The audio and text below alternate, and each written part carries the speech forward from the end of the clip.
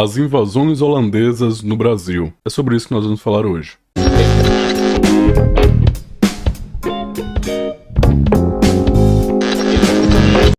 Eu sou o professor Alisson Farias, sou professor de História aqui no nosso canal História Acalorada, o seu canal de História, atualidades e um pouquinho de política também de vez em quando, causas sociais. Se você é novo por aqui, peço que se inscreva no canal. Se você já está por aqui, já está inscrito, deixa sua curtida, compartilhe esse vídeo com seus amigos se você sabe que tem alguém que se interessa nesse tema. E vamos nessa! Hoje nós vamos falar sobre as invasões holandesas. Devemos observar que esse vídeo aqui é a segunda parte do conteúdo sobre as invasões no Brasil colonial, onde a primeira é a invasão francesa. Vai ter um card aparecendo aí em qualquer lugar nesse momento, mostrando o vídeo sobre as invasões francesas no Brasil, onde já tem um vídeo feito. Então, se você quiser ver antes, corre lá, ou então segura aí e deixa para ver depois que terminar esse vídeo, beleza? Para contextualizar, nós lembramos que as invasões francesas se encerraram em 1640. Porém, já antes de 1640, durante a União Ibérica, que a gente comenta no vídeo, a gente entende que foi esse processo de união entre as colônias espanholas e portuguesas, onde a Espanha passa a dominar Portugal. Mas vamos voltar mais um pouco para a gente conseguir contextualizar e entender bem as questões das invasões holandesas. Devemos ter certeza, ter ciência, de que a Holanda fazia aliança com Portugal. Então nós entendemos que a Holanda fazia parte desse processo governamental, especificamente no Brasil. Como que a Holanda fazia parte, como que a Holanda contribuía? A Holanda contribuía participando na produção do açúcar, mas não só na produção, no refinamento, mas também todo o processo de logística, nas vendas, na questão de conseguir mercados, de passar para mercados. Então a Holanda tem esse trabalho forte de aliança com o Brasil, de união mútua, de troca de interesses, de ganho de capital, de ganho de riqueza. Então a Holanda tinha esse interesse financeiro em Portugal. Porém, entretanto, todavia, contudo, existia um problema. A Holanda tinha conflitos com quem? Com a Espanha. Essa mesma Espanha que vai passar a dominar a coroa portuguesa, o reino de Portugal, e, por consequência, passa a dominar a colônia portuguesa aqui na América, que é o Brasil. Então o Brasil passa a ser subordinado também da Espanha, junto com o próprio Portugal. E isso vai gerar o quê? Vão gerar problemas para a Holanda, porque a Holanda estaria ali trocando custos, e como ela está em conflito direto com a Espanha, porque a Holanda quer ser independente da Espanha, então está tendo guerra entre Espanha e Holanda, porque ela quer ser independente da Espanha. Então, durante esse processo de troca, onde a Holanda está ali conseguindo dinheiro, está fazendo esse processo lá no Brasil com o açúcar, ela agora passa a criar um embargo contra a Holanda, e a Holanda já não pode mais estar participando desse processo. A Holanda agora é proibida de entrar para o Brasil. E aí o que vai acontecer? Vão acontecer várias coisas, vários problemas, e aí com isso aí que vai gerar os conflitos, que eles vão estar brigando, que vão estar guerreando pelos recursos, pelo direito de participar, e a Holanda aí cria uma empresa. E essa empresa são as Companhias das Índias Ocidentais e Orientais. Aqui nós vamos focar na Companhia das Índias Orientais, que foi a mais rentável e que foi a mais importante para esse processo holandês, especificamente aqui no Brasil. Qual que era a função da Companhia das Índias Orientais e o que ela era exatamente? Eram bancos, eram financiamentos, eram empresas de exportação, importação, empresa de explorar também os recursos e as novas áreas. Essa empresa era constituída por um capital misto, uma mistura entre capital público e capital privado, que investiam juntos para conseguir fazer esses processos. E a gente entendeu agora que ela era uma empresa que visava a exploração, e nisso incluía a invasão a territórios e a tomada, o saque, o roubo, de certa forma, de outras colônias. E isso estava incluindo quem? A colônia brasileira, que era de Portugal e que agora é da Espanha, devido ao problema que teve lá na guerra entre Espanha e Portugal acabou perdendo. Então, com isso, se inicia a primeira invasão holandesa, que acontece em 1624, onde a Holanda manda 26 tropas invadirem o Brasil, comandados pelo comandante Jacob Wilkins. Não sei se é assim que pronuncia, mas vai aparecer aqui em algum lugar o nome certo. E nesse processo, eles invadem a cidade de Salvador, que hoje é a cidade de Salvador, mas seria ali a província de Salvador. E nessa invasão, por que logo Salvador? Porque Salvador é uma das maiores produtoras de açúcar. Então eles já queriam chegar tomando logo o que eles consideravam que era deles. Por quê? Porque ele já tinha aquele processo, já tinha investido, já tinha participado desse controle, dessa produção. Eles acreditavam que era direito deles ter todo o controle da produção do açúcar, que era de Portugal, e agora eles acham que tem que ser deles. Então eles querem invadir para tomar todo o controle da produção de açúcar. Eles fazem isso em Salvador, que seria a maior província produtora. Então rapidamente eles conseguem invadir, conseguem tomar o poder e conseguem passar a controlar por um tempinho ali. Porém, após um ano de conflito, já em 1625, eles são expulsos pelos portugueses. Acontece uma pequena rebelião lá dentro, eles não conseguem se manter mais e são postos para fora.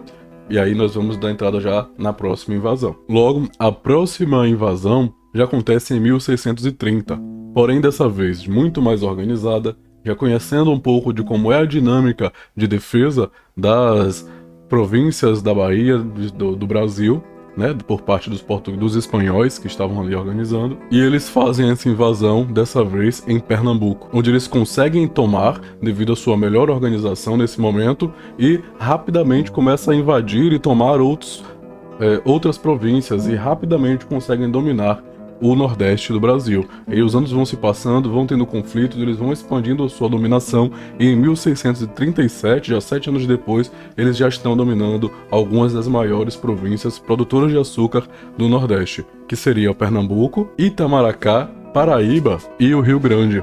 Então já tem uma grande dominação por esse meio, por essa localização. E aí vamos gerando mais conflitos, eles vão se expandindo aqui dentro, controlando a produção de açúcar, controlando e conseguindo conquistar mais território. E devido a esse novo empreendimento, ao sucesso da conquista, a essa expansão territorial, já conquistando quase todo o Nordeste, os holandeses denominam um novo tipo rei, né, um novo comandante para essas províncias, para essa invasão, essa nova dominação da Holanda. E aí eles denominam João Maurício de Nassau. Muito provavelmente você já viu esse nome em algum lugar. E então ele é convidado para estar gerenciando esse novo território, e aí ele fica com a sua liderança, com seu controle administrativo entre 1637 e 1644. E aí o que acontece, o que devemos ter em mente para o nosso vestibular, para os nossos concursos, para a escola também, para nossas provas, sobre esse período de administração de João Maurício de Nassau. Fiquem atentos que nós vamos destrinchar um pouco melhor isso aqui. O que o João Maurício percebeu? Ele percebe que os nativos não têm muita afinidade com os portugueses e ao mesmo tempo eles percebem também que as pessoas que viviam nessas províncias não gostam tanto dos holandeses, porque eles eram invasores que tomaram o seu território. E a população também, além dos fazendeiros, todos eles têm grandes conflitos com os holandeses. Então, o que ele pensa para tentar mudar essa visão entre os nativos e eles que chegaram agora, que são os invasores de todo modo? Eles começam a criar uma política amigável, uma política de boa vizinhança, digamos assim.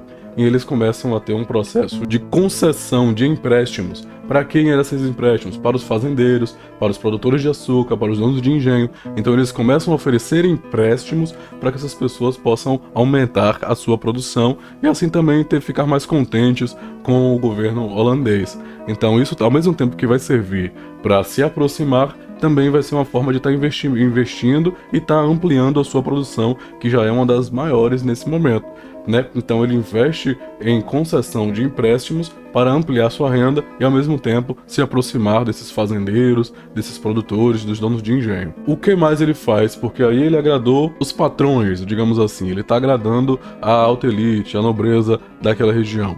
E aí agora eles começam a investir no local, investir na região, calçando estradas, construindo pontes, melhorando a acessibilidade, ajudando na vida da população mais pobre, dos camponeses, dos trabalhadores, dos servos que estavam naquela região. Como eles fazem isso? Como a gente falou, investindo nessa infraestrutura. E isso também para quê? Para agradar essa população, para que a população se aproxime mais. E isso acontece, isso de fato, por um bom período vai dar certo, e essa população vai começar a se aproximar dos holandeses, ficando favoráveis a ele, favoráveis aos invasores, digamos assim. E outra característica legal, que é interessante que a gente pense, que apesar de serem calvinistas, os franceses, o Maurício de Nassau e os soldados, eles aplicam uma tolerância religiosa.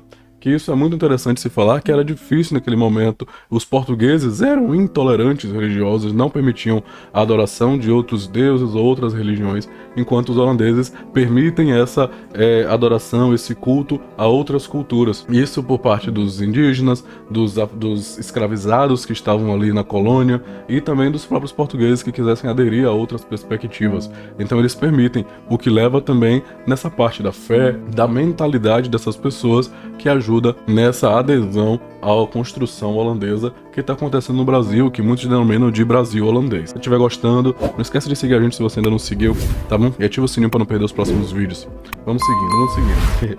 A gente falou que a gestão de Maurício de Nassau durou até 644, mas um pouco antes, vamos voltar um pouquinho aqui, você deve ter observado que boa parte desse processo acontece com a invasão holandesa ao mesmo tempo que está tendo invasão francesa, não é? A invasão francesa ali termina em 1640, se você viu o vídeo, se não viu ainda, tá lá no card, sobre as invasões francesas, termina em 1640. E o que está acontecendo em 1640? Está acontecendo o rompimento com a dinastia Habsburgo, lá em Portugal. E qual é a grande questão disso? Que a Holanda era parceira de Portugal. E a Espanha agora perde o domínio, a Holanda apoia essa questão de Dom João VI lá está lutando contra a Espanha, porque ela é inimiga. Agora, tem um grande detalhe, ao mesmo tempo que a Holanda é parceira e ajuda Portugal fora, lá em Portugal, contra a Espanha, ela agora passa a atrapalhar aqui dentro da colônia. Por quê? Porque ela invadiu quando estava na gestão espanhola, porque ela investiu muito, emprestou dinheiro, gastou muito recurso, então agora a Holanda não quer mais sair do território brasileiro, o que vai gerar grandes conflitos. Ela está se conflituando com o Dom João VI. O Dom João VI, ao romper com a União Ibérica, a conseguir retornar o seu poder aos portugueses, ele passa a criar um tratado de paz de 10 anos, um tratado de armistício de 10 anos com os holandeses. E a grande questão é que os holandeses têm que deixar o seu território, eles têm que sair daquele lugar e devolver para o Brasil, mas eles não querem sair, eles querem ficar, querem manter o seu domínio, a sua organização, porque eles gastaram pra caramba com isso.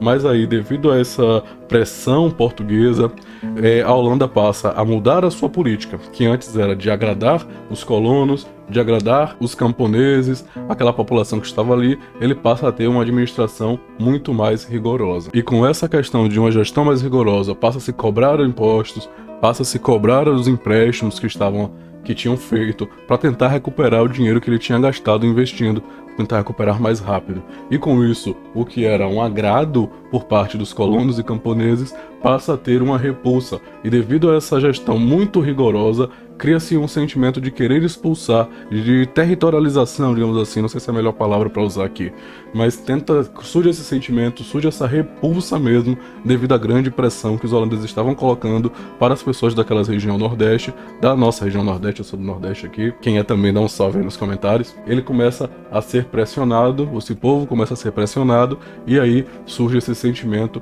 e aí acontece a famosa insurreição pernambucana. Se quiserem um vídeo específico sobre isso, podem falar aí também que a gente pode estar fazendo. E essa insurreição pernambucana acontece em 1645 e termina por volta de 1654. É um processo longo, mas que acaba por expulsar esses holandeses, que aí vão instaurar a sua empresa de produção de açúcar nas Antilhas e em outros lugares também, por aqui pela América Latina, pela América Central, América do Sul, que vai concorrer diretamente depois com a produção de açúcar brasileira. E esse é o vídeo, é um grande resumo das invasões holandesas, lembrando que aqui é algo sério, produzido por um professor historiador, com questões que vão pensar na educação e na historicidade dos fatos. Não é simplesmente entretenimento por entretenimento, mas sim uma produção de conhecimento para ajudar você que está querendo fazer sua prova, que está estudando, que está querendo ter mais conhecimento também, que tem essa curiosidade sobre a história, porque aqui é o seu canal focado nisso. Mas aí eu digo e repito em todos os vídeos, só esse vídeo não vai ser o suficiente para você. E se você quiser entender mais, você vai ter que ler, vai ter que pesquisar, procurar os artigos, procurar os textos, ler até mesmo seu livro didático, ele pode te ajudar bastante, mas não fique preso somente a ele. É isso, até a próxima. Se você não seguiu ainda, segue a gente, curte, comenta, compartilha, envia para seus amigos. E é isso, até o próximo vídeo.